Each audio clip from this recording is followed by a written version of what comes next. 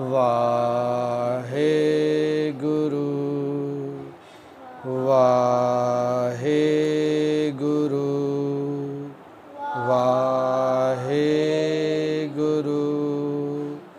ਵਾਹਿਗੁਰੂ। ਇੱਕ ਓੰਕਾਰ ਸਤਿਨਾਮ ਕਰਤਾ ਪੁਰਖ ਨਿਰਭਉ ਨਿਰਵੈਰ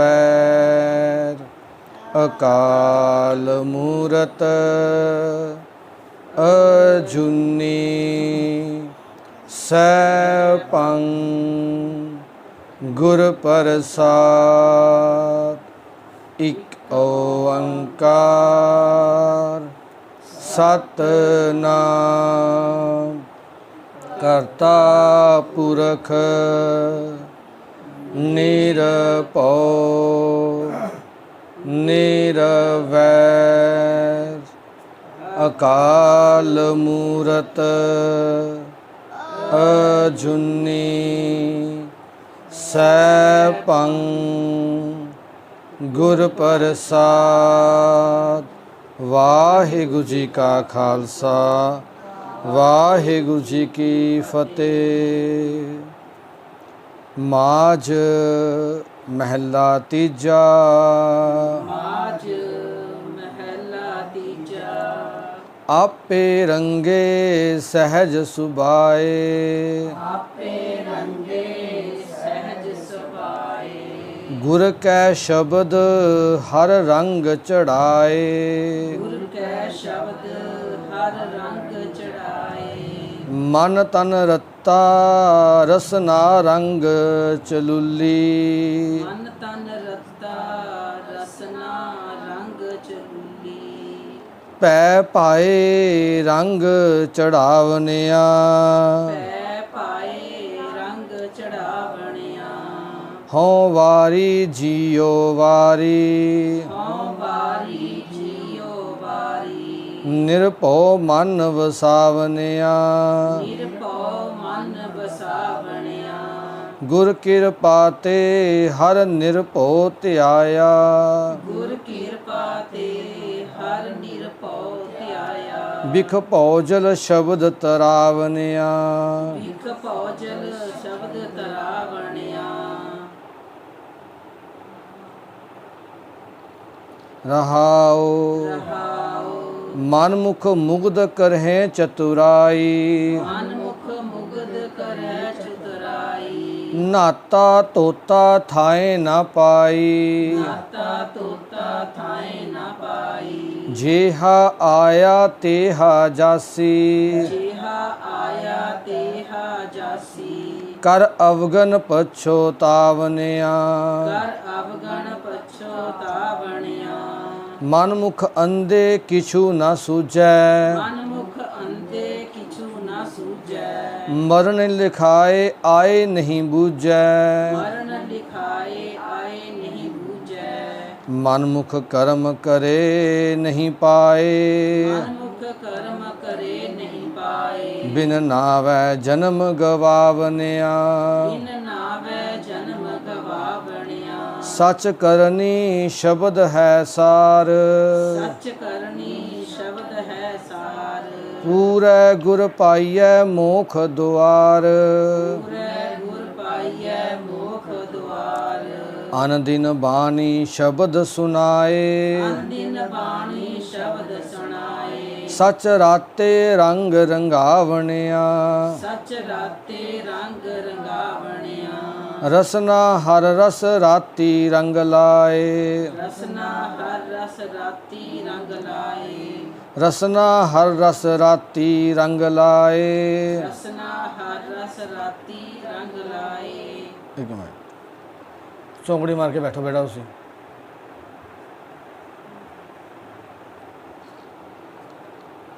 ਮਨ ਤਨ ਮੋਹਿਆ ਸਹਿਜ ਸੁਭਾਏ, ਮਨ ਤਨ ਮੋਹਿਆ ਸਹਿਜ ਸੁਭਾਏ। ਸਹਿਜੇ ਪ੍ਰੀਤਮ ਪਿਆਰਾ ਪਾਇਆ, ਸਹਿਜੇ ਪ੍ਰੀਤਮ ਪਿਆਰਾ ਪਾਇਆ। ਸਹਿਜੇ ਸਹਿਜ ਮਿਲਾਵਨਿਆ, ਸਹਿਜੇ ਸਹਿਜ ਮਿਲਾਵਣਿਆ। ਜਿਸ ਅੰਦਰ ਰੰਗ ਸੋਈ ਗੁਣ ਗਾਵੇ ਜਿਸ ਅੰਦਰ ਰੰਗ ਸੋਈ ਗੁਣ ਗਾਵੇ ਗੁਰ ਕੈ ਸ਼ਬਦ ਸਹਜੇ ਸੁਖ ਸਮਾਵੇ ਗੁਰ ਕੈ ਸ਼ਬਦ ਸਹਿਜੇ ਸੁਖ ਸਮਾਵੈ ਹਉ ਬਲਿਹਾਰੀ ਸਦਾ ਤਿਨ ਵਿਟਹੁ ਹਉ ਬਲਿਹਾਰੀ ਸਦਾ ਤਿਨ ਵਿਟੋ ਗੁਰ ਸੇਵਾ ਚਿਤ ਲਾਵਨਿਆ ਗੁਰ ਸੇਵਾ ਚਿਤ ਲਾਵਣਿਆ ਸੱਚਾ ਸੱਚੋ ਸੱਚ ਪਤੀਜੈ ਸੱਚਾ ਸੱਚੋ ਸੱਚ ਪਤੀਜੈ ਗੁਰ ਪ੍ਰਸਾਦੀ ਅੰਦਰ ਪੀਜੈ ਗੁਰ ਪ੍ਰਸਾਦੀ ਅੰਦਰ ਪੀਜੈ ਬੈਸ ਸੁਥਾਨ ਹਰ ਗੁਣ ਗਾਵੇ ਐਸ ਸੁਥਾਨ ਹਰ ਗੁਣ ਗਾਵੇ ਆਪੇ ਕਰ ਸਤ ਮਨਾਵਨਿਆ ਆਪੇ ਕਰ ਸਤ ਮਨਾ ਬਣਿਆ ਜਿਸਨੋ ਨਦਰ ਕਰੇ ਸੋ ਪਾਏ ਜਿਸਨੋ ਨਦਰ ਕਰੇ ਸੋ ਪਾਏ ਗੁਰ ਪ੍ਰਸਾਦੀ ਹਉ ਮੈਂ ਜਾਏ ਗੁਰ ਪ੍ਰਸਾਦੀ ਹਉ ਮੈਂ ਜਾਏ ਗੁਰ ਪ੍ਰਸਾਦੀ ਹਉ ਮੈਂ ਜਾਏ ਗੁਰ ਪ੍ਰਸਾਦੀ ਹਉ ਮੈਂ ਜਾਏ ਸੱਸਾ ਨਾਨਕ ਨਾਮ ਵਸੈ ਮਨ ਅੰਤਰ ਨਾਨਕ ਨਾਮ ਵਸੈ ਮਨ ਅੰਤਰ ਦਰ ਸੱਚੈ ਸੋਭਾ ਪਾਵਨਿਆ ਦਰ ਸੱਚੈ ਸੋਭਾ ਪਾਵਣਿਆ ਵਾਹਿਗੁਰੂ ਜੀ ਕਾ ਖਾਲਸਾ ਵਾਹਿਗੁਰੂ ਜੀ ਕੀ ਫਤਿਹ। ਦੇਖੋ ਇੱਕ ਇੱਕ ਪੰਕਤੀ ਨੂੰ ਜੋ ਪੜ੍ਹਦੇ ਆ ਗੱਲ ਕਲੀਅਰ ਹੁੰਦੀ ਹੈ ਕਿ ਗੁਰੂ ਸਾਨੂੰ ਕੀ ਕਹਿਣਾ ਚਾਹੁੰਦੇ ਨੇ, ਸਾਨੂੰ ਕੀ ਸਮਝਾਉਣਾ ਚਾਹੁੰਦੇ ਨੇ। ਇਹ ਨਹੀਂ ਆਉਂਦੀ ਕਿ ਗੱਲ ਆਪਾਂ ਨੂੰ ਸਮਝ ਨਹੀਂ ਆਉਂਦੀ। ਬੇਟਾ ਉਹਨੂੰ ਨੀਚੇ ਰੱਖੋ, ਦੇਖੋ ਕਿਹੜਾ ਸ਼ਬਦ ਚੱਲ ਰਿਹਾ ਉਹਨੂੰ ਪੜ੍ਹੋ ਨਾਲ ਨਾਲ ਜਿਵੇਂ ਜਿਵੇਂ ਮੈਂ ਚੱਲੂੰਗਾ। ਸ਼ਬਦ 'ਤੇ ਹੀ ਨਿਗਾਹ ਰਹਿਣੀ ਚਾਹੀਦੀ ਹੈ, ਅੱਖਰਾਂ ਦਾ ਮਤਲਬ ਸਮਝਾਉਣਾ ਚਾਹੀਦਾ ਹੈ। ਜਦੋਂ ਲਗਾਤਾਰ ਮਹੀਨਾ 2 ਮਹੀਨੇ ਅੱਖਰਾਂ ਦਾ ਸ਼ਬਦ ਸਮਝਾਂਗੇ ਨਾ, ਫਿਰ ਅਗਲੇ ਅਰਥ ਆਪੇ ਸਮਝ ਆਉਣ ਲੱਗ ਜਾਣਗੇ, ਕਿਉਂਕਿ ਉਹੀ ਸ਼ਬਦ ਰਿਪੀਟ ਹੋ ਰਹੇ ਨੇ ਅਲੱਗ-ਅਲੱਗ ਤਰੀਕੇ ਨਾਲ। ਪਰ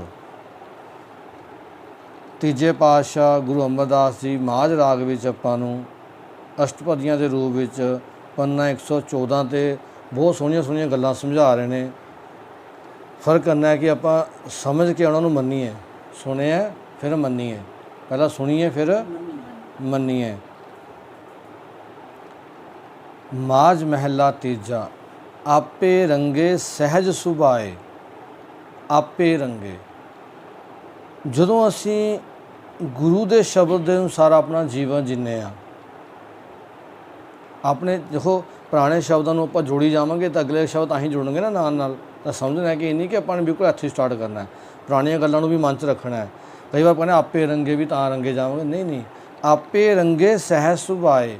ਗੁਰੂ ਜੀ ਕਹਿੰਦੇ ਜਿਵੇਂ ਪੁਰਾਣੇ ਸ਼ਬਦਾਂ 'ਚ ਆਇਆ ਵੀ ਤੁਸੀਂ ਚੰਗੇ ਕੰਮ ਕਰੋ, ਗੁਣਾਂ ਨੂੰ ਗ੍ਰਹਿਣ ਕਰੋ, ਗੁਰੂ ਦੀ ਸਿੱਖਿਆ 'ਤੇ ਚੱਲੋ। ਕਹਿੰਦੇ ਜਦੋਂ ਬੰਦਾ ਇਹ ਕੰਮ ਕਰਦਾ ਫਿਰ ਪਰਮਾਤਮਾ ਹੌਲੀ ਹੌਲੀ ਉਹਨੂੰ ਆਪੇ ਰੰਗ ਲੈਂਦਾ ਹੈ, ਉਹਦੀ ਆਤਮਾ ਡੋਲ ਕਰ ਦਿੰਦਾ ਹੌਲੀ ਹੌਲੀ। ਸਹਿਜ ਸੁਭਾਅ, ਉਹਦਾ ਸੁਭਾਅ ਦੇ ਵਿੱਚ ਆਤਮਿਕ ਡੋਲਤਾ ਲਿਆਉਂਦਾ ਪਰਮਾਤਮਾ। ਆਤਮਿਕ ਡੋਲਤਾ ਦਾ ਮਤਲਬ ਉਹ ਹੁੰਦਾ ਹੈ ਵੀ ਉਹ ਨਾ ਤਾਂ ਆਪਣਾ ਪਰਿਵਾਰ ਦੇਖਦਾ, ਕਿਵੇਂ ਦੇਖਦਾ ਆਪਾਂ ਅੱਗੇ ਗੱਲ ਕਰਦੇ ਹਾਂ, ਨਾ ਹੀ ਸਮਾਜ। ਜੋ ਚੀਜ਼ ਗੁਰੂ ਅਨੁਸਾਰ ਚੰਗੀ ਹੈ ਉਹੀ ਕਰਦਾ ਉਹ। ਨਹੀਂ ਅਸੀਂ ਕਹਿੰਦੇ ਨਹੀਂ ਮੇਰਾ ਤਾਂ ਆਹ ਨਹੀਂ ਮੰਨਦਾ ਸੀ ਜੀ, ਉਹਦੇ ਕਰਕੇ ਮੈਨੂੰ ਇਹ ਕਰਨਾ ਪੈ ਗਿਆ, ਫਲਾਣੇ ਕਰਕੇ ਮੈਨੂੰ ਐਂ ਕਰਨਾ ਪੈ ਗਿਆ। ਤਾਂ ਉਹ ਆਤਮਾ ਇੰਨੀ ਕੁ ਡੋਲ ਹੋ ਜਾਂਦੀ ਹੈ ਜੇ ਉਹਨੇ ਸੱਚ ਗੁਰੂ ਦੇ ਅਨੁਸਾਰ ਜੀਵਨ ਜੀਣਾ, ਗੁਰੂ ਦੇ ਅਨੁਸਾਰ ਹੀ ਆਪਣਾ ਜੀਵਨ ਜੀਂਦਾ ਹੈ। ਆਪੇ ਇਸ ਰੰਗ ਵਿੱਚ ਪਰਮਾਤਮਾ ਰੰਗ ਲੈਂਦਾ ਹੈ ਜਦੋਂ ਉਹ ਲਗਾਤਾਰ ਪ੍ਰੈਕਟਿਸ ਕਰਦਾ ਗੁਰੂ ਦੀ ਸਿੱਖਿਆਵਾਂ 'ਤੇ ਚੱਲ ਕੇ। ਗੁਰ ਕੈ ਸ਼ਬਦ ਹਰ ਰੰਗ ਚੜਾਏ। ਗੁਰੂ ਦੇ ਸ਼ਬਦ ਅਨੁਸਾਰ ਜੀਵੇ ਕਿ ਉਹਦੇ ਉੱਪਰ ਹਰੀ ਦਾ ਰੰਗ ਚੜ੍ਹ ਜਾਂਦਾ ਹੈ। ਜਦੋਂ ਹਰੀ ਦਾ ਰੰਗ ਚੜ੍ਹ ਜਾਂਦਾ ਤਾਂ ਬਾਕੀ ਰੰਗ ਉਤਰ ਜਾਂਦੇ ਨੇ ਦੁਨੀਆਦਾਰੀ ਵਾਲੇ ਲੋਕਾਂ ਲਈ। ਉਹ ਆਪਣੇ ਫਰਜ਼ਾਂ ਨੂੰ ਪੂਰੀ ਇਮਾਨਦਾਰੀ ਨਾਲ, ਪੂਰੀ ਮਿਹਨਤ ਨਾਲ ਕਰਦਾ ਹੈ, ਪਰ ਉਹਦੇ ਵਿੱਚ ਉਹ ਸੱਚ ਲੈ ਕੇ ਚੱਲਦਾ, ਝੂਠ ਲੈ ਕੇ ਨਹੀਂ ਚੱਲਦਾ। ਮਨ ਤਨ ਰੱਤਾ ਰਸਨਾ ਰੰਗ। ਮਨ ਤਨ ਰੱਤਾ, ਸਾਡਾ ਮਨ ਤੇ ਤਨ, ਇਕੱਲਾ ਮਨ ਨਹੀਂ, ਸਾਡਾ ਮਨ ਤਨ ਰੱਤਾ। ਹੁਣ ਮਨ ਤਨ ਕਿਵੇਂ ਰੱਤਾ ਜਾਊਗਾ? ਆਪਾਂ ਪਹਿਲਾਂ ਵੀ ਗੱਲ ਕੀਤੀ ਹੈ, ਮਨ ਤਾਂ ਰੰਗਿਆ ਗਿਆ, ਤਨ ਕਿਵੇਂ ਰੰਗਿਆ ਜਾਊਗਾ ਪ੍ਰਮਾਤਮਾ ਦੇ ਨਾਮ ਵਿੱਚ? ਦੱਸੋ ਭਾਈ, ਆਪਾਂ ਨੂੰ ਕਿਵੇਂ ਪਤਾ ਲੱਗੂਗਾ ਬੰਦਾ ਮਨ ਤੇ ਤਨ ਰੰਗਿਆ ਗਿਆ?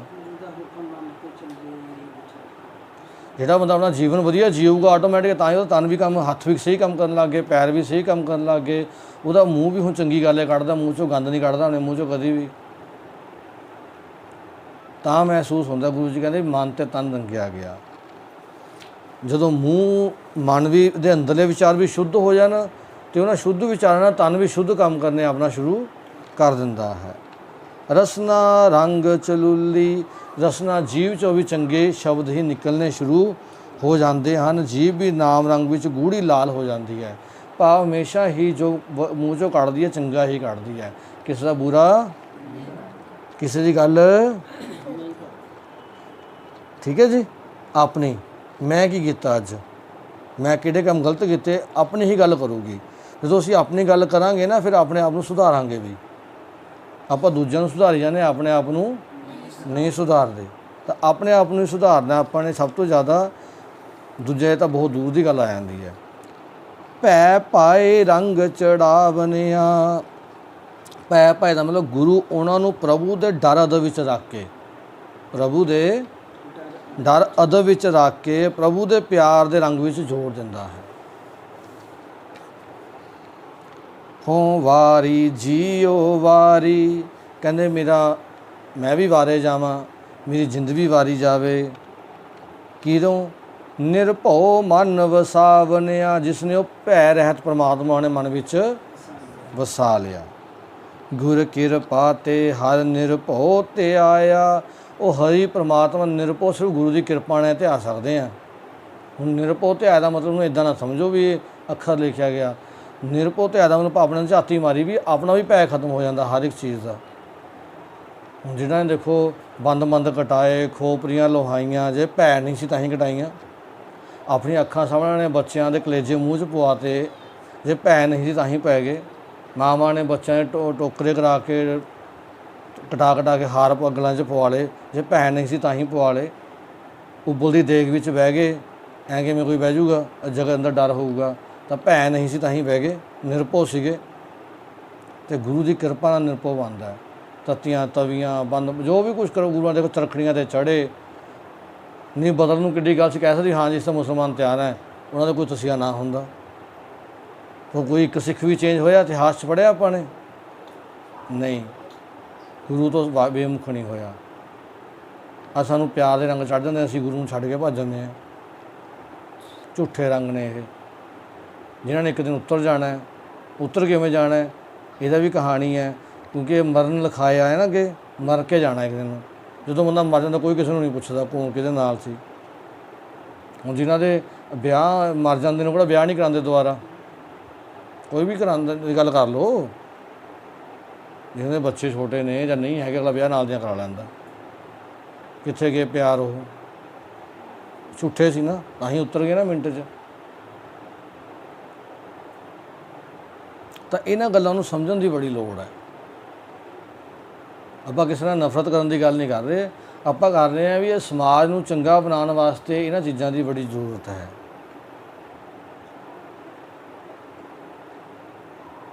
ਠੀਕ ਹੈ ਜੀ। ਤਾਂ ਹੀ ਘਰਾਂ ਦੇ ਵਿੱਚ ਹੁਣ ਉਹ ਪਿਆਰ ਨਹੀਂ ਰਹੇ। ਹੁਣ ਤੁਸੀਂ ਹੈਰਾਨੀ ਤਾਂ ਕਈ ਵਾਰ ਇਹ ਹੁੰਦੀ ਹੈ ਵੀ ਜੋ ਵਿਅਕਤੀ ਘਰੇ ਕੰਮ ਕਰਦੇ ਨੇ, ਕੁੜੀਆਂ ਹਾਊਸ ਵਾਈਫ ਨੇ, ਉਹ ਆਪਣੇ ਆਪ ਨੂੰ ਇੰਪੋਰਟੈਂਸ ਸਮਝਦੀ ਨਹੀਂ ਵੀ ਸਾਡੇ ਕੰਮ ਦੀ ਵੀ ਇੰਪੋਰਟੈਂਸ ਹੈਗੀ ਹੈ। ਉਸ ਵਿੱਚ ਵੀ ਜੇ ਨੌਕਰੀ ਲੱਗੀ ਹੋਈ ਉਹੀ ਇੰਪੋਰਟੈਂਟ ਹੈ ਬਸ। ਬਾਹਰ ਕੰਮ ਕਰਕੇ ਲੋਕਾਂ ਦੀ ਨੌਕਰੀ ਕਰ ਲਈਏ ਫਿਰ ਅਸੀਂ ਵਧੀਆ।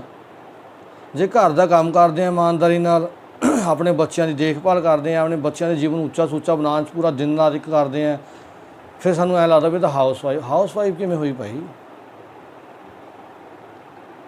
ਤੁਸੀਂ ਇਹ ਸੋਚੋ ਵੀ ਪੂਰੇ ਘਰ ਦੀ ਜ਼ਿੰਮੇਵਾਰੀ ਉਸ ਵਿਅਕਤੀ ਦੇ ਉੱਪਰ ਹੈ ਜੋ ਘਰੇ ਰਹਿ ਰਿਹਾ। ਉਹ ਆਪਣੇ ਆਪ ਨੂੰ ਇੰਪੋਰਟੈਂਟ ਸਮਝ ਨਹੀਂ ਰਿਹਾ, ਤਾਂ ਹੀ ਤਾਂ ਬਾਹਰ ਭੱਜ ਰਹੇ ਨੇ। ਕੰਮ ਕਰ ਲਈਏ ਜੀ, ਬਾਹਰ ਨੌਕਰੀਆਂ ਕਰ ਲਈਏ। ਉਹ ਇਹ ਨਹੀਂ ਸੋਚਦੇ ਵੀ ਮੈਂ ਘਰ ਨੂੰ ਬੈਸਟ ਬਣਾਉਂਗੀ, ਤੁਸੀਂ ਕੰਮ ਕਰਕੇ ਲੈ ਕੇ ਇੱਕ ਬੰਦਾ, ਚਾਹੇ ਬੰਦਾ ਜਾਂ ਜਨਾਨੀ, ਆਪਾਂ ਉਹ ਗੱਲ ਨਹੀਂ ਕਰਦੇ। ਘਰੇ ਵੀ ਤਾਂ ਸਾਹਮਣੇ ਹੁਣ ਬੱਚੇ ਵਿਗੜ ਜਾਂਦੇ ਨੇ, ਮਾਂ ਬਾਪ ਦੋਨੇ ਘਰੇ ਨਹੀਂ ਹੁੰਦੇ, ਉਹ ਪੀੜ੍ਹੀਆਂ ਖਤਮ ਹੋ ਜਾਂਦੀਆਂ ਨੇ। ਹੁਣ ਦੋਨੇ ਮਾਂ ਬਾਪ ਦੇ ਕੰਮ ਦਾ ਕੀ ਫਾਇਦਾ ਹੋਇਆ ਜੇ ਬੱਚੇ ਗਲਤ ਰਸਤੇ ਤੁਰ ਗਏ? ਬੱਚਿਆਂ ਨੂੰ ਤਹਿਜ਼ੀਬ ਵੀ ਨਾ ਸਿਖਾ ਸਕੇ, ਨੈਤਿਕ ਜ਼ਿੰਦਗੀ ਨਾ ਦੇ ਸਕੇ ਉਹਨਾਂ ਨੂੰ ਵਧੀਆ ਤਰੀਕੇ ਦੀ। ਕਿਹਨੇ ਦੇਣੀ ਸੀ? ਇਹ ਮਾਂ ਨੇ ਦੇਣੀ ਸੀ ਨਾ। ਹੁਣ ਮਾਵਾਂ ਬਾਹਰ ਨਿਕਲ ਗਈਆਂ ਘਰਾਂ 'ਚੋਂ, ਬੱਚੇ ਆਜ਼ਾਦ ਹੋ ਗਏ। ਤਾਂ ਹੀ ਤਾਂ ਹੁਣ ਦੇਖੋ ਜਿਵੇਂ ਜਿਵੇਂ ਨਵੀਂ ਪੀੜ੍ਹੀ ਆ ਰਹੀ ਹੈ, ਆਪਾਂ ਦੇਖ ਲਓ ਘਰਾਂ 'ਚ ਕਿੰਨੇ ਕੁ ਪਿਆਰ ਨੇ ਇੱਕ ਦੂਜੇ ਪ੍ਰਤੀ, ਨਫ਼ਰਤਾਂ ਪੈਦਾ ਹੋਈ ਜਾਂਦੀਆਂ ਨੇ। ਕੋਈ ਆਣੀ ਮਾਂ ਨੂੰ ਮਾਰੀ ਜਾਂਦਾ, ਕੋਈ ਦਾਦਾ ਦਾਦੀ ਨੂੰ ਮਾਰੀ ਜਾਂਦਾ, ਕੋਈ ਚਾਚਾ ਚਾਚੀ ਨੂੰ ਮਾਰੀ ਜਾਂਦਾ, ਕੋਈ ਉਹਨੂੰ ਮਾਰੀ ਜਾਂਦਾ ਪੈਸੇ ਲਾਲਚ। ਕਿਉਂ? ਕਿਉਂਕਿ ਜੇ ਤੁਸੀਂ ਜਿਹਨੇ ਤਹਿਜ਼ੀਬ ਸਿਖਾਉਣੀ ਸੀ ਉਹ ਔਰਤ ਨੇ, ਉਹ ਘਰ ਛੱਡ ਗਈ। ਇਹ ਕਹਾਣੀ ਬੜੀ ਸਮਝਣ ਦੀ ਲੋੜ ਹੈ ਘਰ ਦੇ ਵਿੱਚ ਔਰਤ ਦਾ ਕੰਮ ਬੰਦੇ ਨਾਲੋਂ ਵੱਧ ਮਹੱਤਵਪੂਰਨ ਹੈ ਜੇ ਉਸ ਨੂੰ ਉਹ ਸਮਝੇ। ਪਰ ਗੱਲ ਦਿਮਾਗ 'ਚ ਐਸੀਆਂ ਜਾਣ ਬੁੱਝ ਕੇ ਪਾ ਦਿੱਤੀਆਂ ਗਈਆਂ ਵੀ ਬਸ ਨੌਕਰੀ ਕਰਨ ਵਾਲੀ, ਨੌਕਰੀ ਕਰਨ ਵਾਲੀ। ਕਿਉਂਕਿ ਜੇ ਔਰਤ ਸਿਆਣੀ ਹੈ, ਜੇ ਬੰਦਾ ਥੋੜ੍ਹੇ ਪੈਸੇ ਕਮਾਉਂਦਾ ਨਾ, ਉਹਨੇ ਉਸ ਵੀ ਘਰ ਵਧੀਆ ਚਲਾ ਦੇਣਾ। ਪਹਿਲਾਂ ਤਾਂ ਮਾਂ ਬਾਪ ਨੇ ਉਸ ਬੱਚੇ ਨੂੰ ਵਧੀਆ ਕੁਆਲਿਟੀ ਦਾ ਬਣਾਉਣਾ। ਉਸ ਬੱਚੇ ਨੂੰ ਬਚਪਨ ਦੀ ਇੱਕ ਕੁੜੀ ਹੈ, ਉਹ ਇੰਨੇ ਗੁਣ ਭਰੀ ਜਾਣੇ ਕਿ ਉਹ ਇੱਕ ਪਰਿਵਾਰ ਸਾਂਭਣ ਜੋਗੀ ਹੋ ਜਾਵੇ। ਉਹ ਭਰਦੀ ਨਹੀਂ। ਅਸੀਂ ਗੁਣੇ ਨਹੀਂ ਭਰਦੇ ਬੱਚਿਆਂ ਦੇ ਵਿੱਚ, ਜ਼ਹਿਰ ਭਰਦੇ ਹਾਂ ਅਸੀਂ ਕਈ ਵਾਰੀ ਤਾਂ, ਵੀ ਤੈਨੂੰ ਐਂ ਬੋਲਿਆ ਤੂੰ ਐਂ ਬੋਲਦੀ, ਤੈਨੂੰ ਐਂ ਬੋਲਿਆ ਤੂੰ ਐਂ ਬੋਲਦੀ, ਤੂੰ ਐਂ ਨਾ ਕਰੀ। ਉਹਨਾਂ ਨੂੰ ਇਹ ਜਿਹਾ ਆਪਾਂ ਬੱਚਿਆਂ ਨੂੰ ਜ਼ਿੰਦਗੀ ਬਣਾਈਏ ਕਿ ਉਹਨਾਂ ਨੂੰ ਬੜੇ ਹੋ ਕੇ ਆਪਣੇ ਮਾਂ ਬਾਪ ਵੱਲ ਦੇਖਣ ਦੀ ਲੋੜ ਨਾ ਪਵੇ। ਦੇਖਣ ਦਾ ਮਤਲਬ ਇਹ ਨਹੀਂ ਕਿ ਸੇਵਾ ਨਹੀਂ ਕਰਨੀ, ਦੇਖਣ ਦਾ ਮਤਲਬ ਕਿ ਇਹ ਨਾ ਸੋਚੇ ਵੀ ਉਹੀ ਸਭ ਕੁਝ ਸਾਡਾ ਵਧੀਆ ਕਰਨਗੇ। ਆਪਣਾ ਆਪ ਘਰ ਵਧੀਆ ਬਣਾਓ ਨਾ। ਹੁਣ ਤੁਸੀਂ, ਅਸੀਂ ਵੀ ਉਹਨਾਂ ਦੇ ਘਰਾਂ 'ਚ ਇੰਟਰਫੇਅਰੈਂਸ ਕਰਕੇ ਉਹਨਾਂ ਨੂੰ ਆਪਣੇ ਡਿਪੈਂਡ ਕਰ ਲੈਂਦੇ ਹਾਂ।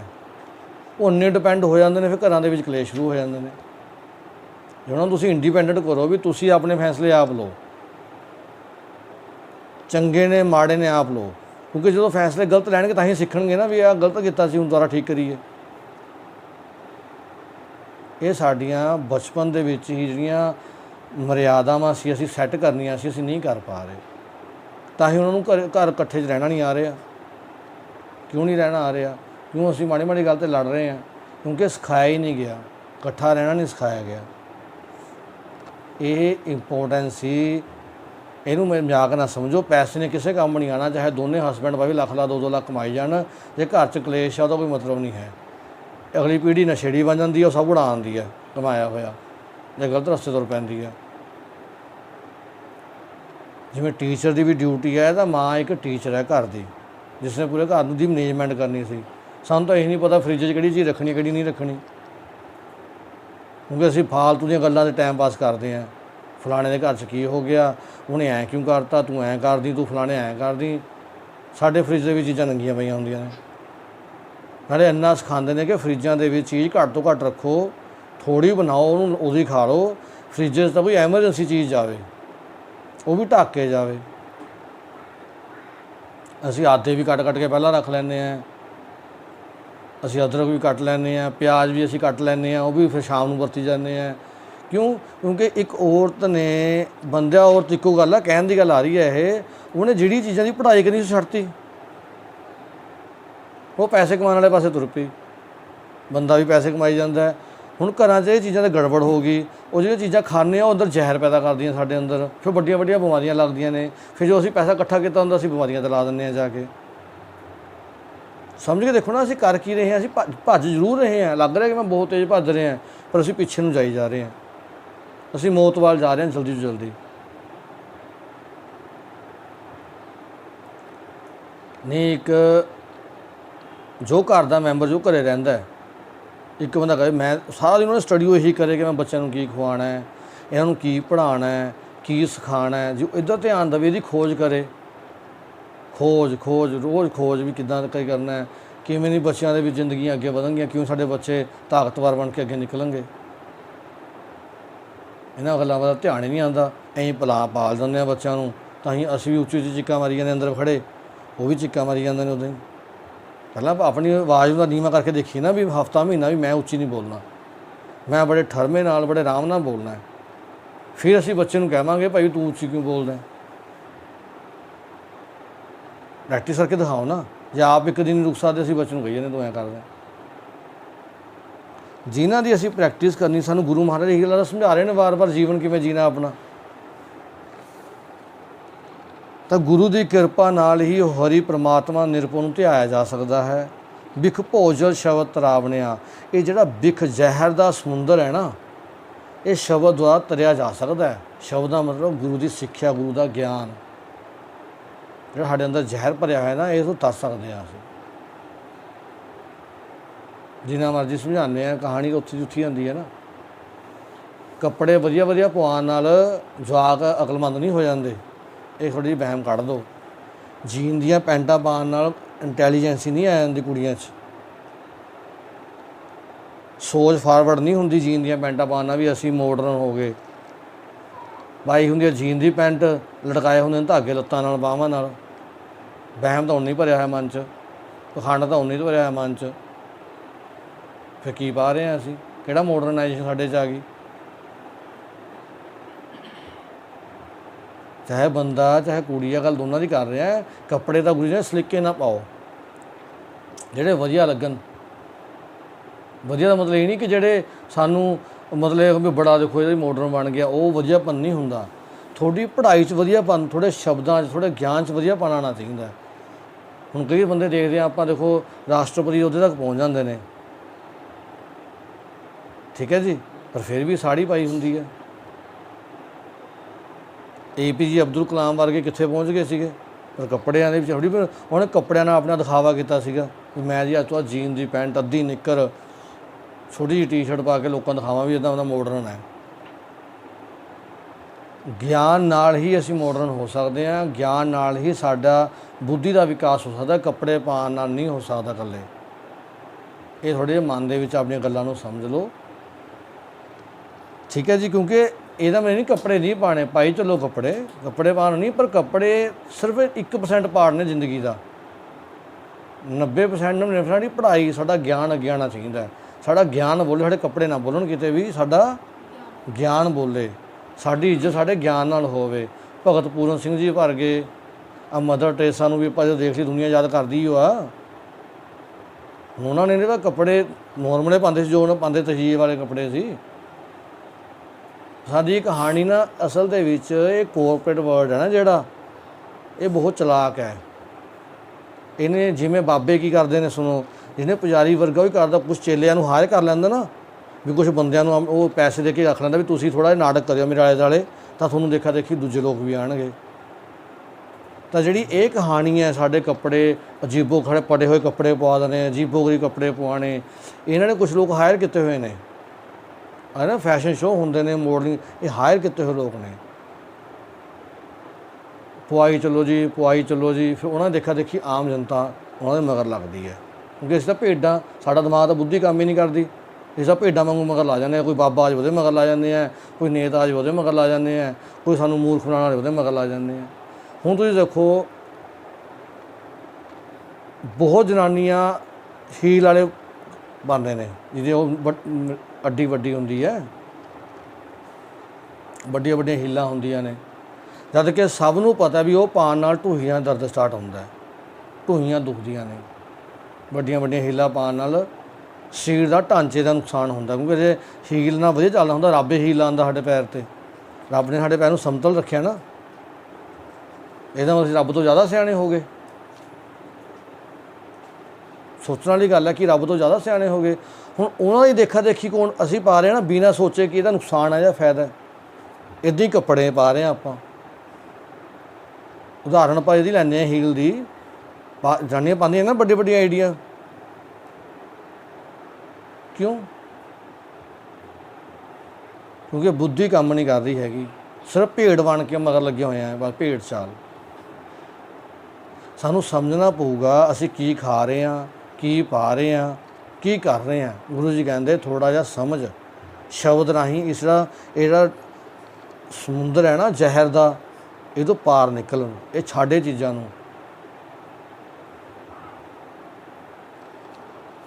ਰਹਾਉ ਮਨਮੁਖ ਮੁਗਧ ਕਰਹਿ ਚਤੁਰਾਈ। ਮਨਮੁਖ ਮੁਗਧ, ਮੁਗਧ ਮਤਲਬ ਮੂਰਖ, ਮਨ ਦੇ ਮਗਰ ਲੱਗ ਕੇ ਜ਼ਿੰਦਗੀ ਜੀਣ ਵਾਲਾ ਮੂਰਖ ਵਿਅਕਤੀ ਕਰਹਿ ਚਤੁਰਾਈ, ਬੜੀਆਂ ਚਤੁਰਾਈਆਂ ਕਰਦਾ। ਚਤੁਰਾਈਆਂ ਮਤਲਬ ਚਲਾਕੀਆਂ ਭਰੀਆਂ ਸਿਆਣਪਾਂ ਦਿਖਾਉਂਦਾ ਆਪਣੀਆਂ, ਬੜਾ ਚਲਾਕ ਬਣ ਕੇ ਦਿਖਾਉਂਦਾ ਆਪਣੇ ਉਹਨੂੰ। ਗੁਰੂ ਜੀ ਕਹਿੰਦੇ ਚਲਾਕੀ ਕਰਦੇ ਨਾ ਆਪਾਂ ਵੀ ਉਹਨੇ ਐਂ ਕਰਤਾ ਜੀ, ਉਹਨੇ ਐਂ ਕਰਤਾ, ਵੀ ਚਲਾਕੀ ਹੈ ਬੇਟਾ ਜੀ, ਕਦੇ ਵੀ ਨਹੀਂ ਕਰਨਾ। ਮੈਂ ਆਪਣੇ ਆਪ ਨੂੰ ਵਧੀਆ ਬਣਾਉਣਾ, ਬਸ ਇਹੀ ਆਪਣੇ ਅੰਦਰ ਇੱਕ ਸ਼ਕਤੀ ਲੈ ਕੇ ਆਉਣੀ ਆ ਆਪਾਂ ਨੇ। ਫਿਰ ਦੇਖੋ ਤੁਹਾਡੀ ਜ਼ਿੰਦਗੀ 'ਚ ਪਰਿਵਰਤਨ ਆਉਂਦੇ, ਤੁਸੀਂ ਕੁਛ ਬਣ ਕੇ ਨਿਕਲਦੇ। ਮਰਨ ਲਿਖਾਏ ਆਏ ਨਹੀਂ ਬੂਝੈ। ਉਹਨੂੰ ਇਹ ਸਮਝ ਨਹੀਂ ਪੈਂਦੀ ਵੀ ਸਾਰਿਆਂ ਨੇ ਮਰਨਾ ਇੱਕ ਦਿਨ। ਗੁਰੂ ਜੀ ਕਹਿੰਦੇ ਵੀ ਇਹ ਸੰਸਾਰ ਵਿੱਚ ਕੋਈ ਪਰਮਾਨੈਂਟ ਨਹੀਂ ਹੈ। ਤੂੰ ਕਿਉਂ ਚਤੁਰਾਈਆਂ ਕਰਕੇ ਲੋਕਾਂ ਨੂੰ ਮੂਰਖ ਬਣਾ ਰਹੇ ਹੈ? ਕਿਉਂ ਕਿਸੇ ਨਾਲ ਠੱਗੀਆਂ ਠੋਰੀਆਂ ਕਰ ਰਹੇ ਹੈ? ਕਿਉਂ ਤੂੰ ਆਪਣੇ ਆਪ ਨੂੰ ਸਮਝ ਨਹੀਂ ਰਿਹਾ ਕਿ ਮੈਂ ਕਰ ਕੀ ਰਿਹਾ? ਜੇ ਆਪਾਂ ਕਹਿੰਦੇ ਫਰਿੱਜ 'ਚ ਆਹ ਚੀਜ਼ ਨਾ ਰੱਖੋ, ਕਿਹੜੀ ਚਤੁਰਾਈ ਹੈ ਵੀ ਮੈਂ ਧੱਕੇ ਨਾਲ ਰੱਖਣਾ ਸਮਾਨ?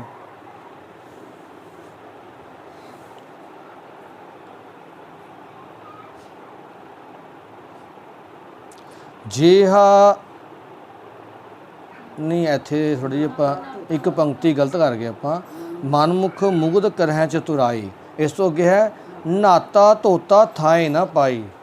ਮੈਂ ਅਗਲੀ ਲਾਈਨ ਕਰ ਗਿਆ ਨਾ, ਨਾਤਾ ਧੋਤਾ ਥਾਏ ਨਾ ਪਾਈ। ਕਹਿੰਦੇ ਜਿਹੜੇ ਮੂਰਖ ਬੰਦੇ ਨੇ, ਜਿਹੜੇ ਬੜੀਆਂ ਚਤੁਰਾਈਆਂ ਕਰਦੇ ਨੇ, ਉਹਨਾਂ ਨੇ ਨਾਤਾ ਧੋਤਾ ਸਭ ਬਿਰਥਾ ਚਲਾ ਜਾਂਦਾ ਹੈ। ਨਾ ਧੋ ਕੇ ਬੜੇ ਸੋਹਣੇ ਬਣ ਕੇ ਫਿਰਦੇ ਨੇ ਨਾ ਬਾਹਰ, ਲੋਕਾਂ ਨੂੰ ਠੱਗਣ ਵਾਸਤੇ, ਲੋਕਾਂ ਨਾਲ ਚਤੁਰਾਈਆਂ ਕਰਨ ਵਾਸਤੇ। ਕਹਿੰਦੇ ਉਹ ਪ੍ਰਮਾਤਮਾ ਦੇ ਦਰਗਾਹ ਦੇ ਵਿੱਚ ਉਹਨੂੰ ਕੋਈ ਥਾਂ ਨਹੀਂ ਮਿਲਦੀ ਕਦੇ ਵੀ। ਜਿੰਨਾ ਨਹਾਤਾ ਧੋਤਾ ਮਤਲਬ ਜਿੰਨੇ ਮਰਜ਼ੀ ਤੀਰਥ ਇਸ਼ਨਾਨ ਕਰ ਲਵੇ, ਜਾ ਕੇ ਦਿਖਾਵੇ ਲੋਕਾਂ ਨੂੰ, ਟਿੱਕੇ ਲਾ ਕੇ ਵੱਡੇ ਮਾਲਾਵਾਂ ਪਾ ਕੇ ਗਲੇ ਦੇ ਵਿੱਚ, ਹੈ ਨਾ। ਕਹਿੰਦੇ ਸਭ ਚਤੁਰਾਈਆਂ ਕਰ ਰਿਹਾ ਤੂੰ, ਲੋਕਾਂ ਨੂੰ ਮੂਰਖ ਬਣਾਉਣ ਦੀਆਂ। ਅੰਦਰ ਤੂੰ ਕਾਲਾ ਹੈ ਹਜੇ ਵੀ।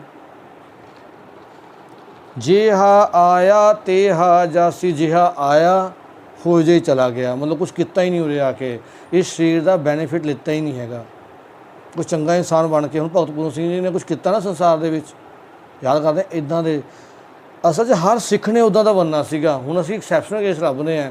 ਤੁਸੀਂ ਆਪਾਂ ਜੇ ਜਾਈਏ ਨਾ ਸੰਨ 1720 30 40 ਤੱਕ ਦੀ ਗੱਲ ਕਰੀਏ, ਹਰ ਇੱਕ ਸਿੱਖ ਹੀ ਸੰਪੂਰਨ ਸੀ। ਹਰ ਸਿੱਖ ਇੱਕ ਲੈਵਲ ਦੀ ਗੱਲ ਕਰਦਾ ਸੀ, ਮਤਲਬ ਉਹ 'ਚ ਕੋਈ ਕਮੀ ਪੇਸ਼ੀ ਨਹੀਂ ਸੀ। ਉਸ ਤੋਂ ਬਾਅਦ ਗਿਰਾਵਟ ਆਉਣੀ ਸ਼ੁਰੂ ਹੋ ਗਈ, ਜਦੋਂ ਅੰਦਰ ਸੈਲਫਿਸ਼ ਹੋਣੇ ਸ਼ੁਰੂ ਹੋ ਗਏ ਨਾ, ਜਦੋਂ ਛੋਟੇ ਛੋਟੇ ਭਾਗਾਂ 'ਚ ਵੰਡੇ ਗਏ, ਮਿਸਲਾਂ 'ਚ ਵੰਡੇ ਗਏ, ਮਿਸਲਾਂ ਤੋਂ ਅੱਗੇ ਫਿਰ ਉਹ ਛੋਟੇ ਛੋਟੇ ਕਬਜ਼ੇ ਕਰਨੇ ਸ਼ੁਰੂ ਕਰਤੇ ਜਗ੍ਹਾਵਾਂ ਦੇ ਉੱਪਰ। ਆਪਾਂ ਚਲੋ ਸਿੱਖ ਇਤਿਹਾਸ ਸੁਣਾਉਂਦੇ ਹਾਂ, ਪਰ ਉਹ ਜਿਹੜਾ ਕੀ ਕਹਿੰਦੇ ਆਪਾਂ ਉਹਨੂੰ, ਸੈਲਫਿਸ਼ ਜਿਹੜਾ ਬੰਦਾ ਬਣ ਜਾਂਦਾ ਹੈ, ਉਹ ਬਣਨੇ ਸ਼ੁਰੂ ਹੋ ਗਏ ਸੀ। ਚਾਹੇ ਉਹ ਛੋਟੇ ਛੋਟੇ ਰਾਜ ਕਰਨੇ ਸ਼ੁਰੂ ਕਰਤੇ ਵੀ ਆ ਮੇਰਾ ਏਰੀਆ, ਉਹ ਏਰੀਆ 'ਚ ਵੰਡੇ ਗਏ ਸੀਗੇ। ਜਦ ਕਿ ਗੁਰੂ ਜੀ ਨੇ ਤਾਂ ਹੁਣ ਕਿਸੇ ਚੀਜ਼ 'ਚ ਵੰਡੇ ਨਹੀਂ ਸੀ, ਉਹ ਤਾਂ ਸਾਰੇ ਸਾਂਝੀ ਚੀਜ਼ ਹੈ। ਇਕੱਠੇ ਹੋ ਕੇ ਇੱਕੋ ਕਾਰਜਾਂ ਲਈ ਕੰਮ ਕਰਦੇ ਸੀ, ਗੁਰੂ ਮਹਾਰਾਜ ਕਰਾਉਂਦੇ ਸੀ।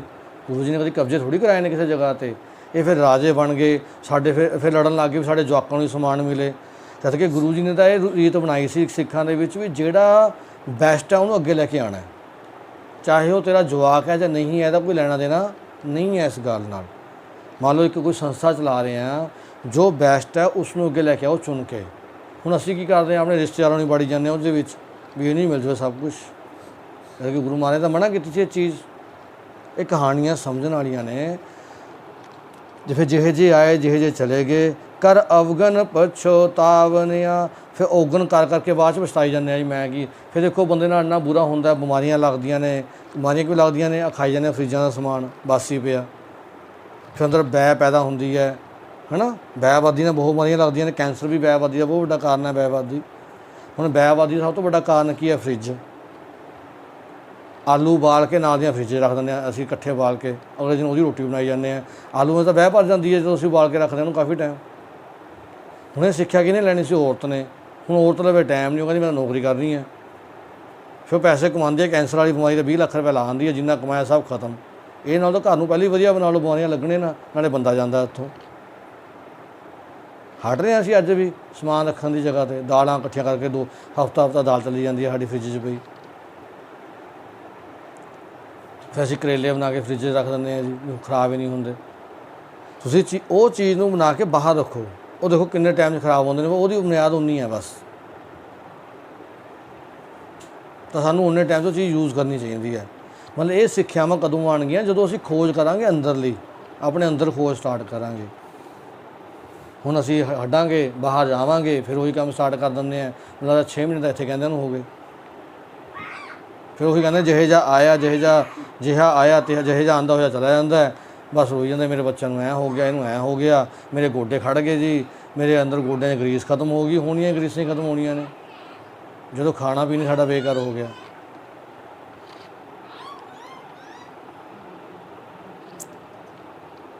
ਮਨ ਮੁਖ ਅੰਧੇ ਕਿਛੂ ਨਾ ਸੂਝੈ।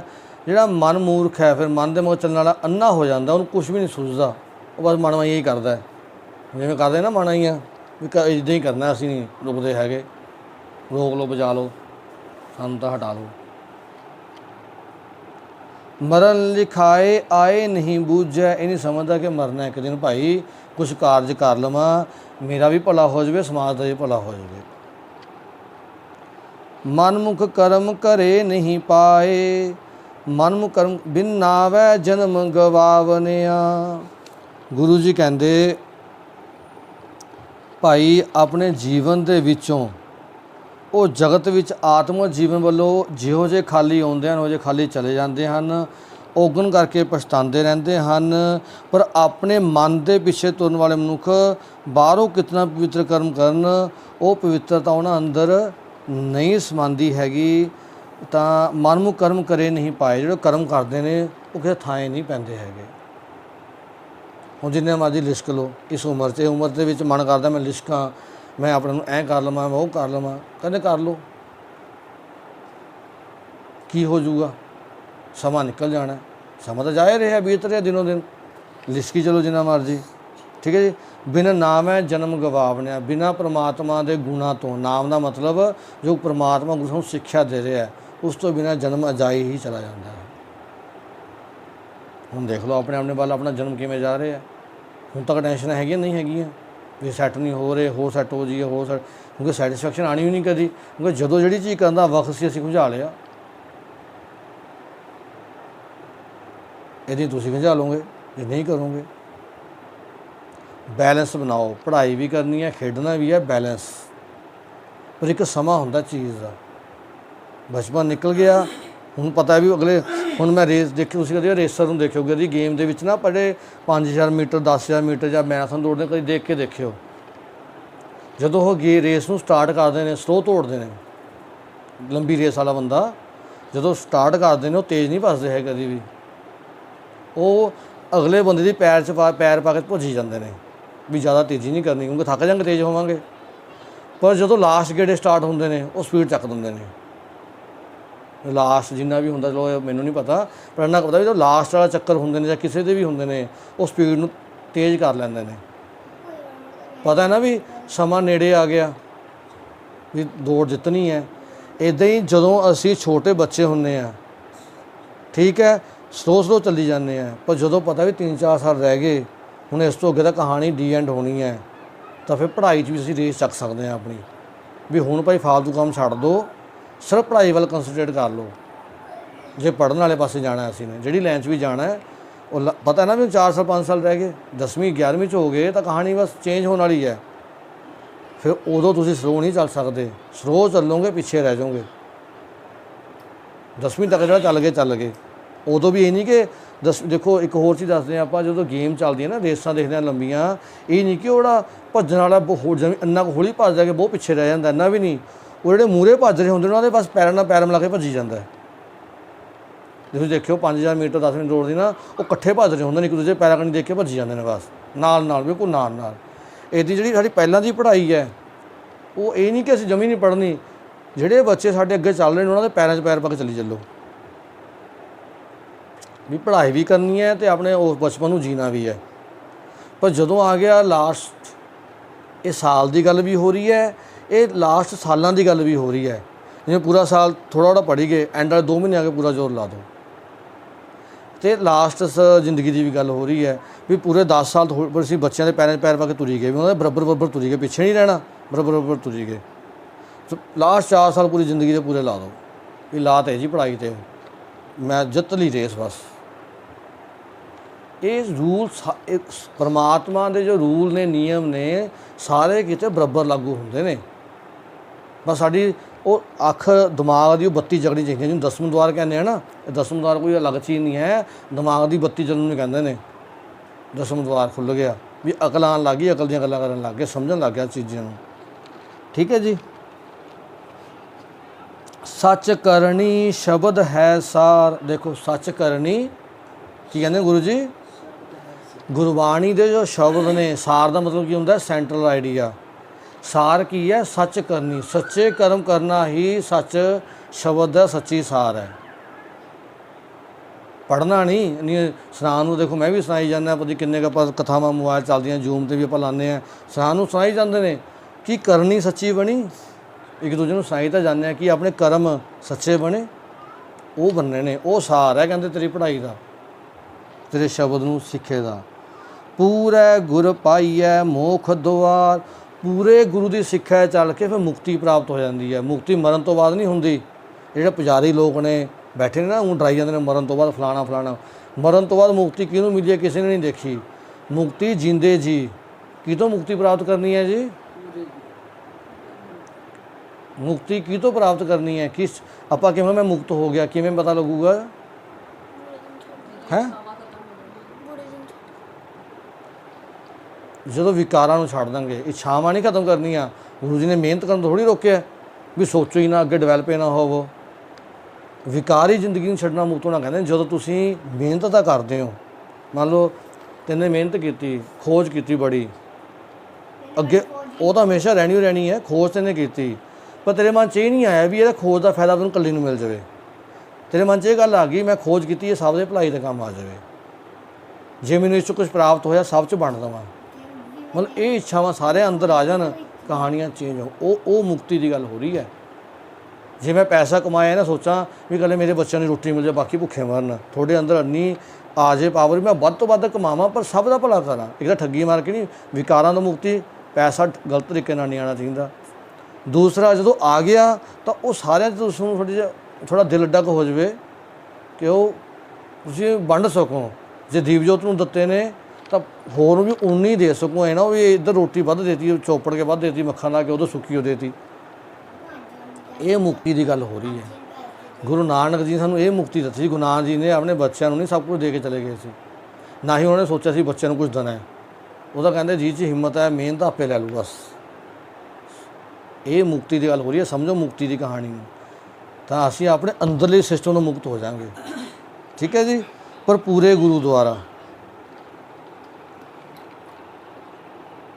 ਅਨਦਿਨ ਬਾਣੀ ਸ਼ਬਦ ਸੁਨਾਏ, ਗੁਰੂ ਜੀ ਕਹਿੰਦੇ ਸ਼ਬਦ ਦੁਆਰਾ ਹਰ ਰੋਜ਼ ਪ੍ਰਮਾਤਮਾ ਗੁਰੂ ਦੀ ਬਾਣੀ ਨੂੰ ਸੁਣਾਇਆ ਜਾਵੇ, ਸੁਣਿਆ ਜਾਵੇ। ਸੱਚ ਰਾਤੇ ਰੰਗ ਰੰਗਾਵਣੇ, ਇਹਦੇ ਨਾਲ ਕੀ ਹੁੰਦਾ, ਸੱਚੇ ਵਿੱਚ ਰੰਗੇ ਜਾਂਦੇ ਹਾਂ, ਉਹਦੇ ਰੰਗ ਵਿੱਚ ਹੀ ਰੰਗ ਜਾਂਦੇ ਹਾਂ। ਫਿਰ ਜਦੋਂ ਅਸੀਂ ਉਸ ਸੱਚੇ ਗੁਰੂ ਦੀ ਬਾਣੀ ਨੂੰ ਹਰ ਰੋਜ਼ ਸੁਣਾਂਗੇ, ਉਹ 'ਤੇ ਕਰਮ ਕਰਾਂਗੇ, ਕਰਨੀ ਕਰਾਂਗੇ ਉਹਦੇ ਅਨੁਸਾਰ, ਫਿਰ ਅਸੀਂ ਉਸਦੇ ਰੰਗ ਵਿੱਚ ਰੰਗੇ ਜਾਵਾਂਗੇ। ਰਸਨਾ ਹਰ ਰਸ ਰਾਤੀ ਰੰਗ ਲਾਏ, ਰਸਨਾ ਹਰ ਰਸ ਰਾਤੀ ਰੰਗ। ਜਿਸ ਮਨੁੱਖ ਦੀ ਜੀਭ ਪੂਰੀ ਲਗਨ ਲਾ ਕੇ ਪ੍ਰਮਾਤਮਾ ਦੇ ਰਾਮ ਵਿੱਚ ਰੰਗੀ ਰਹਿੰਦੀ ਹੈ, ਜੀਵ ਦਾ ਮਤਲਬ ਉਹ ਹਮੇਸ਼ਾ ਹੀ ਚੰਗਾ ਹੀ ਬੋਲਦੀ ਹੈ, ਉਹਦੇ ਹੀ ਗੁਣ ਗਾਉਂਦੀ ਹੈ, ਚੰਗੇ ਸ਼ਬਦ ਹੀ ਮੂੰਹ 'ਚੋਂ ਕੱਢਦੀ ਹੈ, ਉਹਦੀ ਹੀ ਉਪਮਾ ਕਰਦੀ ਹੈ ਉਸ ਪਰਮਾਤਮਾ ਦੀ। ਮਨ ਤਨ ਮੋਹਿਆ ਸਹਿਜ ਸੁਭਾਏ, ਉਸਦਾ ਆਪਣੇ ਆਪ ਹੀ ਹੌਲੀ ਹੌਲੀ ਸਹਿਜ ਹੁੰਦਾ, ਹੌਲੀ ਹੌਲੀ ਆਰਾਮ ਅਵਸਥਾ, ਕਾਲੀ ਨਹੀਂ, ਆਰਾਮ ਨਾਲ ਉਸਦਾ ਮਨ ਤਨ ਉਸ ਪਰਮਾਤਮਾ ਵਿੱਚ ਮੋਹਿਆ ਜਾਂਦਾ ਹੈ। ਸਹਿਜੇ ਪ੍ਰੀਤਮ ਪਿਆਰਾ ਪਾਇਆ, ਫਿਰ ਹੌਲੀ ਹੌਲੀ ਉਹ ਪਿਆਰਾ ਪ੍ਰੀਤਮ ਮਿਲ ਜਾਂਦਾ ਹੈ, ਅੰਦਰੇ ਮਿਲ ਜਾਂਦਾ, ਕਿਤੇ ਭੱਜਣਾ ਨਹੀਂ ਪੈਂਦਾ, ਉਹ ਪਿਆਰਾ ਪ੍ਰੀਤਮ ਅੰਦਰ ਹੀ ਮਿਲ ਜਾਂਦਾ ਹੈ। ਸਹਿਜੇ ਸਹਿਜ ਮਿਲਾਵਨਿਆ, ਗੁਰੂ ਜੀ ਕਹਿੰਦੇ ਸਹਿਜ ਨਾ ਆਤਮਕ ਡੋਲਤਾ ਨਾ ਉਹ ਆਤਮਕ ਡੋਲ ਪਰਮਾਤਮਾ ਸਾਡੇ ਅੰਦਰ ਵਸ ਜਾਂਦਾ ਹੈ, ਮਿਲ ਜਾਂਦਾ ਹੈ। ਜਿਸ ਅੰਦਰ ਰੰਗ, ਜਿਹਦੇ ਅੰਦਰ ਗੁਰੂ ਜੀ ਕਹਿੰਦੇ ਰੰਗ ਲੱਗ ਜਾਂਦੇ ਨੇ, ਸੋਈ ਗੁਣ ਗਾਵੇ, ਉਹਦਾ ਜੀਵਨ ਹੀ ਫਿਰ ਗੁਣ ਗਾਉਂਦਾ ਹੈ। ਉਹਦੇ ਜੀਵਨ ਦੇ ਹਰ ਕੰਮ ਦੇ ਵਿੱਚ ਗੁਣ ਚੱਲਦੇ ਨੇ, ਪਰ ਜਿਹਦਾ ਅੰਦਰੋਂ ਰੰਗਿਆ ਜਾਂਦਾ ਹੈ। ਗੁਰ ਕੈ ਸ਼ਬਦ ਸਹਿਜੇ ਮੁਖ ਸਮਾਵੈ, ਮਾਫ ਕਰਨਾ ਜੀ, ਗੁਰ ਕੈ ਸ਼ਬਦ ਸਹਿਜੇ ਸੁਖ ਸਮਾਵੈ। ਫਿਰ ਗੁਰੂ ਦੇ ਸ਼ਬਦ ਦੁਆਰਾ ਸਾਡੀ ਆਤਮਾ ਇੰਨੀ ਡੋਲ ਹੋ ਜਾਂਦੀ ਹੈ, ਉਹਨੂੰ ਕਿਸੇ ਚੀਜ਼ ਦਾ ਫਿਰ ਡਰ ਨਹੀਂ ਰਹਿੰਦਾ, ਫਿਰ ਅੰਦਰ ਸੁੱਖ ਸਮਾ ਜਾਂਦੇ ਨੇ। ਕਿਉਂ? ਉਹਨੂੰ ਕਿਸੇ ਦੇ ਬੁਰਾਈ ਪੂਰੀ ਨਿੰਦਿਆ ਤੋਂ ਕੋਈ ਟੈਨਸ਼ਨ ਨਹੀਂ ਹੁੰਦੀ, ਕਿਸੇ ਨੇ ਖੁਸ਼ਾਮਦ ਕਰਤੀ ਉਹ ਤਾਂ ਵੀ ਚੱਕਰ 'ਚ ਨਹੀਂ ਪੈਂਦਾ, ਕੋਈ ਕੁਦਰਤ ਦੇ ਅਨੁਸਾਰ ਕੋਈ ਭਾਣਾ ਵਾਪਰਦਾ ਉਹ ਤਾਂ ਵੀ ਆਤਮਾ ਡੋਲਤਾ ਰਹਿੰਦਾ ਵੀ ਇਹ ਤਾਂ ਹੋਣਾ ਸੀ। ਠੀਕ ਹੈ, ਅੱਖਾਂ 'ਚ ਹੰਝੂ ਆਉਣ ਨੂੰ ਇਹ ਨਹੀਂ ਕਹਿੰਦੇ ਕਿ ਬੰਦਾ ਹੰਝੂ ਕਿਉਂ ਆ ਗਏ। ਦੇਖੋ ਆਪਣੇ ਕੋਈ ਜਾਨਵਰ ਵੀ ਕੋਈ ਮਰ ਜਾਂਦਾ ਤਾਂ ਵੀ ਗੁੱਸ ਹੁੰਦਾ, ਉਹ ਇੱਕ ਅਲੱਗ ਚੀਜ਼ ਹੈ, ਪਰ ਉਹ ਇੱਕ ਘਬਰਾਉਂਦਾ ਨਹੀਂ ਹੈ ਉਸ ਚੀਜ਼ ਤੋਂ। ਘਬਰਾਉਣ ਦਾ ਮਤਲਬ ਹੁੰਦਾ ਹੈ ਵੀ ਉਹ ਚੀਜ਼ ਦੇਖ ਕੇ ਉਹ ਤੜਪਦਾ ਨਹੀਂ ਹੈ ਵੀ ਮੇਰੇ ਨਾਲ ਕਿਉਂ ਹੋਇਆ, ਬਾਕੀਆਂ ਨਾਲ ਕਿਉਂ ਨਹੀਂ ਹੋਇਆ, ਮੇਰੇ ਨਾਲ ਹੀ ਕਿਉਂ ਹੋਇਆ, ਬਾਕੀਆਂ ਦੇ ਵੀ ਹੋ ਸਕਦਾ ਸੀ। ਤਾਂ ਮਤਲਬ ਉਹ ਆਪਣਾ ਚੰਗਾ ਮਾੜਾ ਦੂਜੇ ਦਾ ਸੋਚ ਰਿਹਾ, ਉਹ ਇਹ ਚੀਜ਼ ਸ਼ਬਦ ਯੂਜ਼ ਨਹੀਂ ਕਰਦਾ ਹੈਗਾ। ਪਰ ਇਹ ਗੱਲ ਕਹਿਣੀ ਸੌਖੀ ਹੈ, ਇਹ ਆਤਮਕ ਅਡੋਲਤਾ ਦਾ ਜੇ ਬਚਪਨ ਤੋਂ ਮਿਹਨਤ ਕਰੀਏ ਤਾਂ ਆਉਂਦੀ ਹੈ। ਹਉ ਬਲਿਹਾਰੀ ਸਦਾ ਤਿਨ ਵਿਟਹੁ, ਗੁਰੂ ਜੀ ਕਹਿੰਦੇ ਮੈਂ ਹਮੇਸ਼ਾ ਹੀ ਉਸ ਤੋਂ ਕੁਰਬਾਨ ਜਾਂਦਾ ਹਾਂ। ਗੁਰ ਸੇਵਾ ਚਿਤ ਲਾਵਨਿਆ, ਜਿਸ ਨੇ ਗੁਰੂ ਦੀ ਸਿੱਖਿਆ ਵਿੱਚ ਸੇਵਾ ਦਾ ਮਤਲਬ ਗੁਰੂ ਅਨੁਸਾਰ ਜ਼ਿੰਦਗੀ ਜੀਣਾ, ਸੇਵਾ ਦਾ ਮਤਲਬ ਗੁਰੂ ਅਨੁਸਾਰ ਜੀਵਨ ਜੀਣਾ। ਝਾੜੂ ਪੋਚਾ ਲਾਣਾ ਸੇਵਾ ਨਹੀਂ ਹੈ, ਉਹ ਸਫਾਈ ਆਪਾਂ ਘਰ 'ਚ ਵੀ ਕਰਦੇ ਹਾਂ, ਉਹ ਆਪਣੇ ਸਾਂਝੇ ਸਥਾਨ ਨੇ ਤਾਂ ਆਪਾਂ ਉੱਥੇ ਸਫਾਈ ਕਰਦੇ ਹਾਂ, ਉਹਨੂੰ ਸੇਵਾ ਦੇ ਵਿੱਚ ਨਹੀਂ ਕਾਊਂਟ ਕਰ ਦਿੰਦੇ ਆ ਵੀ ਇਹੀ ਸੇਵਾ ਹੈ। ਹੁਣ ਆਪਾਂ ਜਿੱਥੇ ਰੋਟੀ ਖਾਂਦੇ ਹਾਂ ਉੱਥੇ ਵੀ ਆਪਾਂ ਭਾਂਡੇ ਮਾਂਜਦੇ ਹਾਂ ਨਾ, ਤਾਂ ਉਹ ਆਪਣੇ ਸਾਂਝੇ ਕੇਂਦਰ ਨੇ। ਗੁਰਦੁਆਰੇ ਕੀ ਨੇ? ਆਪਣੇ ਸਾਂਝੇ। ਅਸੀਂ ਉਹਨੂੰ ਸੇਵਾ ਬਣਾਤਾ। ਇਹ ਬੜਾ ਚਲਾਕ ਹੈ ਪੁਜਾਰੀ, ਉਹਨੇ ਉਹਨੂੰ ਸੇਵਾ ਬਣਾ ਕੇ ਗੱਲ ਹੀ ਖਤਮ ਕਰਤੀ, ਬਸ ਆ ਚੱਕਰ 'ਚ ਪਾ ਦਿਓ, ਗੱਲ ਖਤਮ। ਜਦ ਕਿ ਉਹ ਤਾਂ ਸਾਡੇ ਸਾਂਝੇ ਸਥਾਨ ਨੇ, ਉਹਨਾਂ ਦੀ ਸਫਾਈ ਕਰਨੀ, ਜਿਵੇਂ ਆਪਣੇ ਘਰ ਦਾ ਕੁਝ ਕੰਮ ਕਰਨਾ ਸਾਡਾ ਫਰਜ਼ ਹੈ, ਉੱਥੇ ਜਾ ਕੇ ਵੀ ਉਸ ਕੰਮ ਨੂੰ, ਕਾਜ ਨੂੰ ਪੂਰਾ ਕਰਨਾ ਫਰਜ਼ ਹੈ। ਪਰ ਸੇਵਾ ਹੈਗੀ ਆ ਗੁਰੂ ਅਨੁਸਾਰ ਜੀਵਨ ਜੀਣਾ, ਗੁਰੂ ਦੀ ਸਿੱਖਿਆ ਤੇ ਇਨ ਬਿਨ ਚੱਲਣਾ, ਉਹ ਹੈ ਗੁਰੂ ਦੀ ਸੇਵਾ। ਠੀਕ ਹੈ ਜੀ। ਤੇ ਗੁਰੂ ਸੇਵਾ 'ਚ ਉਹ ਆਪਣੇ ਗੁਰੂ ਦੀ ਸੇਵਾ ਵਿੱਚ ਚਿੱਤ ਲਾਉਂਦੇ ਨੇ, ਆਪਣੇ ਮਨ ਨੂੰ ਜੋੜ ਲੈਂਦੇ ਨੇ, ਗੁਰੂ ਅਨੁਸਾਰ ਆਪਣੇ ਜੀਵਨ ਨੂੰ ਜੀਂਦੇ ਹਨ। ਸੱਚਾ ਸੱਚੋ ਸੱਚ ਪਤੀਜੈ, ਸੱਚਾ ਸੱਚੋ। ਗੁਰੂ ਦੀ ਕਿਰਪਾ ਨਾਲ ਜਿਨ੍ਹਾਂ ਮਨੁੱਖਾਂ ਦਾ ਹਿਰਦਾ ਉਸ ਸੱਚੇ ਪਰਮਾਤਮਾ ਵਿੱਚ ਭਿੱਜਿਆ ਰਹਿੰਦਾ ਹੈ। ਸੱਚਾ ਸੱਚੋ ਸੱਚ ਪਤੀਜੈ, ਸੱਚ ਵਿੱਚ ਪਤੀਜ ਜਾਂਦਾ ਹੈ, ਉਸ ਵਿੱਚ ਰੰਗ ਜਾਂਦਾ ਹੈ, ਭਿੱਜ ਜਾਂਦਾ ਹੈ। ਗੁਰ ਪ੍ਰਸਾਦੀ ਅੰਦਰ ਭਿੱਜੈ, ਫਿਰ ਗੁਰੂ ਦੀ ਕਿਰਪਾ ਨਾਲ ਉਸ ਦਾ ਅੰਦਰਲਾ ਸਾਰਾ ਕੁਝ ਵੀ ਭਿੱਜ ਜਾਂਦਾ ਉਸ ਸੱਚ ਦੇ ਵਿੱਚ। ਬੈਸ ਸੁਥਾਨ ਹਰ ਗੁਣ ਗਾਵੈ, ਬੈਸ ਸੁਥਾਨ ਹਰ ਗੁਣ ਗਾਵੈ। ਬੈਸ ਦਾ ਮਤਲਬ ਬਹਿ ਕੇ ਟਿਕ ਕੇ ਸ਼੍ਰੇਸ਼ਟ ਥਾਂ ਵਿੱਚ। ਉਹ ਫਿਰ ਬੈਸ ਸਥਾਨ, ਉਸ ਦਾ ਜੋ ਅੰਦਰਲਾ ਸਥਾਨ ਹੈ ਨਾ, ਉਹ ਬੈਸਟ ਬਣ ਜਾਂਦਾ, ਟਿਕ ਜਾਂਦਾ ਹੈ। ਮਨ ਟਿਕਦਾ ਨਹੀਂ ਨਾ, ਆਪਣਾ ਭੱਜੀ ਜਾਂਦਾ ਸਾਰਾ ਦਿਨ, ਉਹ ਟਿਕ ਜਾਂਦਾ ਹੈ। ਉਸ ਨੂੰ ਪਤਾ ਲੱਗ ਜਾਂਦਾ ਕਿ ਮੈਂ ਕੀ ਕਰਨਾ। ਫਿਰ ਉਹ ਆਰਾਮ ਨਾਲ ਹਰ ਗੁਣ ਗਾਵੈ, ਉਹ ਹਰੀ ਦੇ ਗੁਣਾਂ ਨੂੰ ਆਪਣੇ ਜੀਵਨ ਦਾ ਅੰਗ ਬਣਾ ਲੈਂਦਾ ਹੈ। ਆਪੇ ਕਰ ਸਤ ਮਨਾਵਨੇ, ਗੁਰੂ ਜੀ ਕਹਿੰਦੇ ਪ੍ਰਮਾਤਮਾ ਫਿਰ ਉਸ ਨੂੰ ਆਪੇ ਹੀ ਸੱਤ ਵਿੱਚ ਜੋੜ ਲੈਂਦੇ ਹਨ, ਉਸ ਨੂੰ ਸੱਤ ਮਨਾਉਣਾ ਸ਼ੁਰੂ ਕਰ ਦਿੰਦੇ ਨੇ, ਭਾਵ ਉਹਨੂੰ ਸੱਚੇ ਰਸਤੇ 'ਤੇ ਤੋਰ ਲੈਂਦੇ ਹਨ। ਪ੍ਰਮਾਤਮਾ ਆਪ ਹੀ ਸੱਤ ਮਨਾਵਨੇ, ਉਸ ਤੋਂ ਆਪੇ ਹੀ ਸੱਤ ਨੂੰ ਮਨਵਾ ਲੈਂਦੇ ਹਨ। ਉਹ ਸ੍ਰੇਸ਼ਟ ਅੰਤਰ ਆਤਮੇ ਵਿੱਚ ਟਿੱਕੇ ਪ੍ਰਮਾਤਮਾ ਦੇ ਗੁਣ ਗਾਉਂਦੇ ਹਨ। ਪ੍ਰਭੂ ਆਪ ਹੀ ਉਹਨਾਂ ਨੂੰ ਇਹ ਸ਼ਰਧਾ ਬਖਸ਼ਦਾ ਹੈ ਕਿ ਸਿਰਫ ਸਲਾਹ ਦੀ ਕਾਰ ਹੀ ਸਹੀ ਜੀਵਨ ਕਾਰ ਹੈ। ਇਹੀ ਜੀਵਨ ਦਾ ਇੱਕ ਰਸਤਾ ਹੈ। ਜਿਸ ਨੂੰ ਨਦਰ ਕਰੇ ਸੋ ਪਾਏ, ਫਿਰ ਜੀ 'ਤੇ ਕਿਰਪਾ ਹੁੰਦੀ ਹੈ ਉਸ ਨੂੰ ਇਹ ਪ੍ਰਾਪਤ ਹੁੰਦੀ ਹੈ। ਹੁਣ ਦੇਖੋ ਗੁਰੂ ਜੀ ਐਂਡ 'ਚ ਹਮੇਸ਼ਾ ਇਹ ਗੱਲ ਕਹਿੰਦੇ ਨੇ, ਗੁਰੂ ਜੀ ਕਹਿੰਦੇ ਕੰਮ ਕਰੀ ਚੱਲ, ਫਿਰ ਕਿਰਪਾ ਉਹੀ ਕਰੂਗਾ।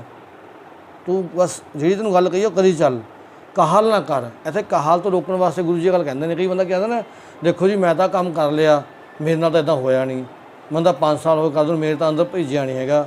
ਗੁਰੂ ਜੀ ਉਸ ਕਾਹਲ ਤੋਂ ਰੋਕਣ ਵਾਸਤੇ ਗੱਲ ਕਰ ਰਹੇ ਨੇ। ਗੁਰ ਪ੍ਰਸਾਦੀ ਹਉਮੈ ਜਾਏ, ਗੁਰੂ ਦੀ ਕਿਰਪਾ ਅਨੁਸਾਰ ਚੱਲਣ ਕਰਕੇ ਉਸ ਦੀ ਹਉਮੈ ਚਲੀ ਜਾਂਦੀ। ਹਉਮੈ ਦਾ ਮਤਲਬ ਕੀ ਹੁੰਦਾ ਹੈ? ਹੈਂ, ਉੱਚੀ ਬੋਲ ਭਾਈ, ਜੋ ਪਤਾ ਉਹ ਬੋਲ। मैं तो सुन नहीं रहा, उच्ची सा बोल है, मैं तो सुन ही नहीं रहा की बोल रही है।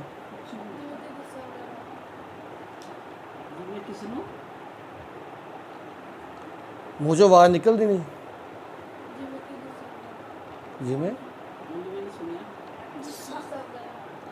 हमें हंकार, अभिमान भी मैनू ही सब कुछ पता है, मैं करदा, मैं वो करदा। कल मान ला तू कुछ बन जाए, पढ़ लिख के, पढ़ के तू कुछ बन गई, मान लै ਉਹਦੇ ਲੱਗ ਗਈ, ਫਿਰ ਤੂੰ ਆਪਣੀ ਮਾਂ ਬਾਪ ਨੂੰ ਜਾਂ ਆਪਣੇ ਹੋਰਾਂ ਨੂੰ ਨੀਵਾਂ ਸਮਝਣਾ ਸ਼ੁਰੂ ਕਰ ਦੇਵੇਂ ਵੀ ਇਹ ਤਾਂ ਬੇਕਾਰ ਨੇ, ਮੈਂ ਨਹੀਂ ਬੁਲਾਉਂਦੀ। ਉਹਨਾਂ ਨਾਲ ਗਲਤ ਬਿਹਾਵ ਕਰੇ ਤਾਂ ਉਹਨੂੰ ਕਹਿੰਦੇ ਨੇ ਹੰਕਾਰ ਆ ਜਾਣਾ ਅੰਦਰ ਕਿਸੇ ਵੀ ਚੀਜ਼ ਦਾ, ਚਾਹੇ ਉਹ ਗਿਆਨ ਦਾ, ਪੈਸੇ ਦਾ, ਆਪਣੀ ਪਦਵੀ ਦਾ, ਜਾਂ ਕਿਸੇ ਵੀ ਚੀਜ਼ ਦਾ। ਬਸ ਹਉਮੈ ਆ ਜਾਣੀ ਕਿ ਮੈਂ ਹੀ ਸਭ ਤੋਂ ਉੱਚਾ ਹੈ। ਤਾਂ ਗੁਰੂ ਜੀ ਕਹਿੰਦੇ ਗੁਰੂ ਦੀ ਕਿਰਪਾ ਨੇ ਹਉਮੈ ਚਲੀ ਜਾਂਦੀ ਹੈ। ਕਰਨੀ ਨਹੀਂ, ਗੁਰੂ ਜੀ ਸਮਝਾ ਰਹੇ ਨੇ, ਕਰਨੀ ਨਹੀਂ ਹਉਮੈ। ਹਮੇਸ਼ਾ ਨੀਵੇਂ ਹੋ ਕੇ ਜ਼ਿੰਦਗੀ, ਕਹਿੰਦੇ ਗੁਰੂ ਜੀ ਨਾਨਕ ਨਾਮ ਵਸੈ ਮਨ ਅੰਤਰ। ਨਾਨਕ ਜੀ ਕਹਿੰਦੇ ਨੇ, ਇਹ ਨਾਨਕ ਜੀ ਨਾਮ ਵਸੈ ਮਨ ਅੰਤਰ, ਜਦੋਂ ਸਾਡੇ ਅੰਦਰ ਪ੍ਰਮਾਤਮਾ ਨਾਮ ਵਸ ਜਾਂਦਾ ਹੈ, ਦਰ ਸੱਚਾ ਸੋਭਾ, ਸੱਚੇ ਦਰ ਵਿੱਚ ਸੋਭਾ ਪ੍ਰਾਪਤ ਹੁੰਦੀ ਹੈ, ਸਾਡਾ ਜੀਵਨ ਸੋਹਣਾ ਬਣ ਜਾਂਦਾ ਹੈ। ਗਲਤੀਆਂ ਦੀ ਮਾਫੀ ਜੀ। ਵਾਹਿਗੁਰੂ ਜੀ ਕਾ ਖਾਲਸਾ, ਵਾਹਿਗੁਰੂ ਜੀ ਕੀ ਫਤਿਹ।